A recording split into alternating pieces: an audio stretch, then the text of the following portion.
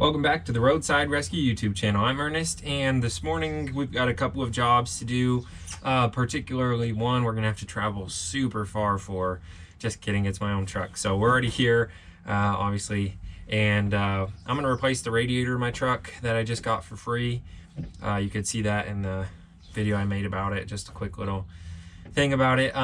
But I popped the hood one day because I was just under there cleaning, looking around. You know, it was a new truck, just getting a feel for everything. Pretty much everything's original, but I noticed that the hose was collapsed in the cooling system, both hoses, upper and lower radiator hoses. So I took the cap off, and it was just jam-packed full of radiator sealant, you know, that junk you pour in your radiator, which is just a bad idea. You know, if you have a leak, it's like 1000% more worth it to find that leak and replace the hose or the radiator than to pour that junk in, because it gets all gunked up in your block and your hoses, and it clogs up your radiator, so you'll have weird overheating issues. Most weird overheating issues that I've seen are usually because of like clogged radiators, if it's not like a leak hidden somewhere. So anyways, we're going to replace the radiator and flush the system in that truck. If it does have a leak that develops after that, perfect, we'll find it and fix it. We're going to replace the thermostat and the radiator cap as well, and then after that, or during that, I have a customer who's going to come over here, so we don't have to travel for that one either. And he's had a misfire in his new Dodge Journey that he bought. It's a 2012 Dodge Journey, so new to him. And it had a misfire on cylinder 4, so I pulled that spark plug and replaced it with a new one. The spark plug looked new and had some grease on it, and that pretty much was an indication to me that this vehicle probably already had that issue, because cylinder 2 right next to it, I couldn't get the boot off of the spark plug, and obviously it didn't have grease on it, and it's probably been there since the vehicle was originally purchased, or you know, a good little while, enough for that boot to get stuck on there. But the fact that that boot was stuck and the one that had a misfire wasn't stuck and had grease on it means that somebody probably had been working on that and then sold it. So we replaced that spark plug, and then we switched the coil to cylinder number 2. So that way we can tell if the misfire stays on cylinder number 4, then we're looking at an injector or compression problem. And then if it moves to number 2, then we'll know that coil pack's bad. So he had that check engine light come back on yesterday. We just had to clear it, and he went and drove it around. Obviously, it wouldn't come right back on immediately, probably, and it didn't. So he drove it around, it came back on. So he's gonna come over this morning, and we're gonna figure out if that moved to cylinder number 2 or if it stayed on 4 and what's causing that. So those are the two we're doing right now, and we'll get over there and replace this radiator in the truck and get that system all flushed out. So we'll show you how that goes. All right, so here's our angle. We're gonna just take this air hose off here, this air tube. We've got this fan shroud and just a few other little things. Here's what I'm talking about. The hose isn't collapsed now, but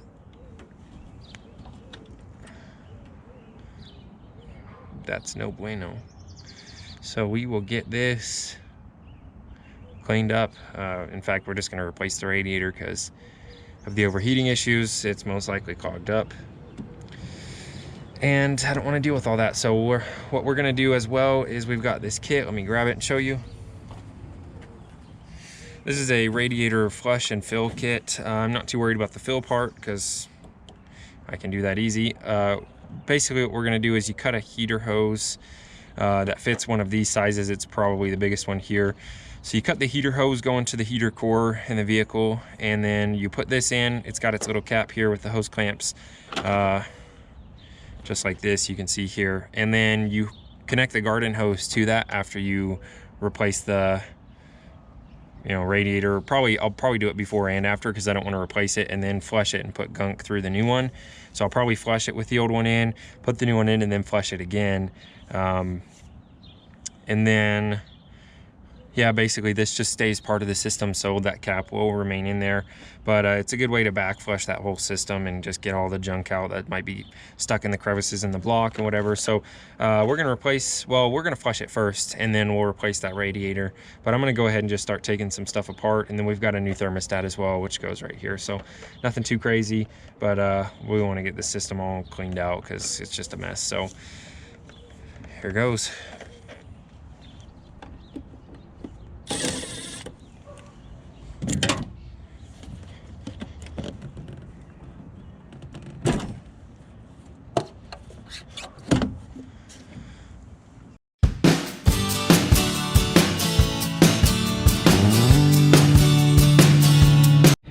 right, so here we've got that upper hose cut. We're gonna put this T fitting in there. It's got this backflow preventer. It's basically just like a little rubber valve in there. So we'll put this in, put our hose clamps on, and we'll start flushing the system. And then yeah, once we get this going, then we got to run it and flush it for about 5 minutes, and then we'll refill it. Well, I'm gonna replace that radiator, and then maybe I won't flush it again. I'll just try and get it all out now. That way, I mean, the new radiator's in, it's gonna have what the system has in it anyway. So we'll see. I'll tell you what I do, but we're gonna go ahead and start flushing this, and then we'll get that new radiator installed. All right, so that gentleman just left with his car. It did have fine compression on that 4th cylinder, so he's running some injector cleaner right now. For the next week or so, we're gonna order a part in, and then most likely it's that injector. So we're gonna plan on replacing that injector, but he's got to do his oil pressure sensor as well. So we're just gonna do them both at the same time in about a week. So we'll see him again in about a week, but that diagnosis is pretty much done. It was just a 2-part diagnosis. So yeah, now we'll get to flushing that system out on this truck, and we'll call that a morning, but we'll probably have quite a bit to do this afternoon as well. ¿Arranque nomás? Sí, hasta que prenda.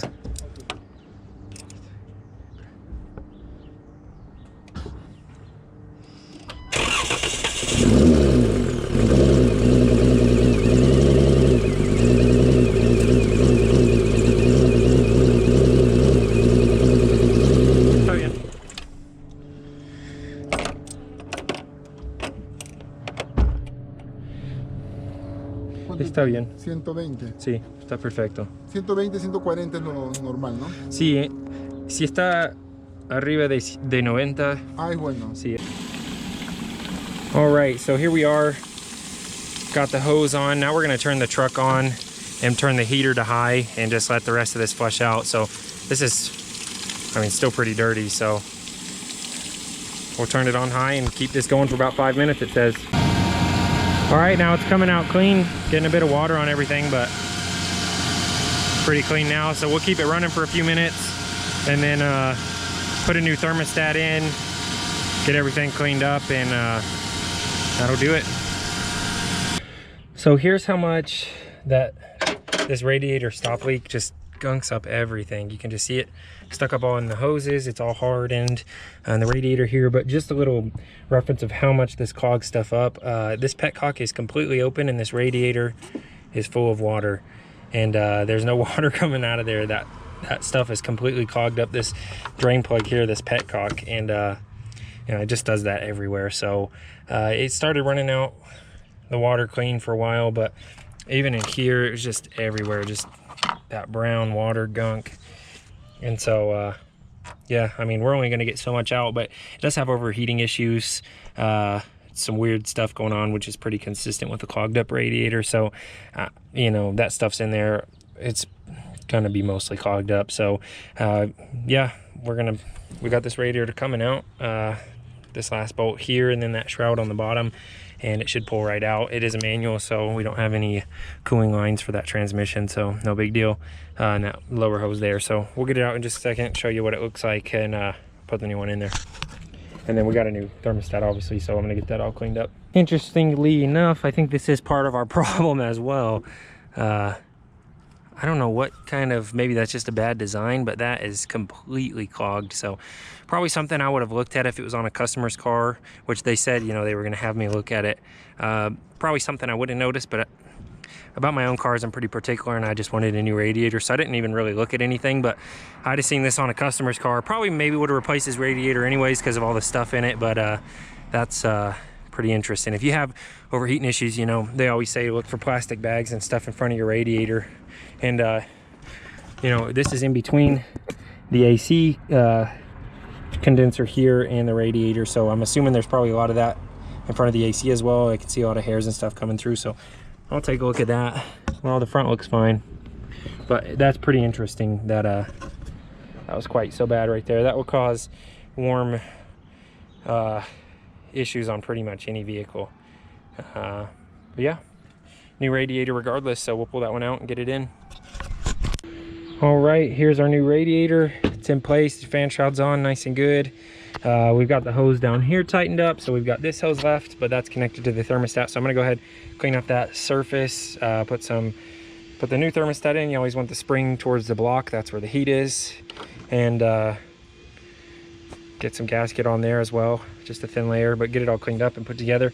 Then we'll be putting this in and the air back in and filling her up with coolant and we're done. So here's the next step.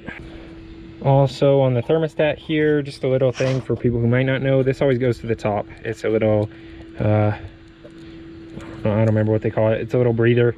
It lets that air pass through when the pressure changes and coolant pass through and pressure changes from the heat. So it goes to the top. I've got a little bit of sealant on there. I don't know if I need it. I think this gasket may be enough, but it's not gonna hurt. So I put a thin layer on there and we'll just clean it up next time if we have to get to it, but this should last quite a while and I don't anticipate having to pull that off again. So yeah, here goes. All right, that's it. Like I mentioned, this is going to stay part of the system. Not my favorite thing to do to it, but I guess it's better than replacing this heater core hose. But I guess if we need to replace it in the future, we can always just replace that. So as for right now, this cap goes on nice and tight and we'll top it off with coolant, but everything's in place. So new coolant, new cap here, which I like the style of these caps a lot better. They just look like the traditional style. So we'll top her off with coolant and I guess we'll see on the test drives, but I'm not going to drive it right now. But I don't anticipate any overheating now. So you know, something that I don't want to have to do on my own vehicles. I hate spending money on my own vehicles, but you know, it's better to do this than to worry about, you know, warped heads or bonehead gaskets or overheating issues in the future. So we'll top her off with coolant and then we'll be done. All right, there it is. It's topped off with coolant. Everything looks good. I just rinsed off all this extra dirt and junk that came out of that old coolant. Funny enough, I was trying to siphon this out because it was completely full with this hose here, and I got a mouthful of that gritty, nasty, hard junk. So I timed that one wrong.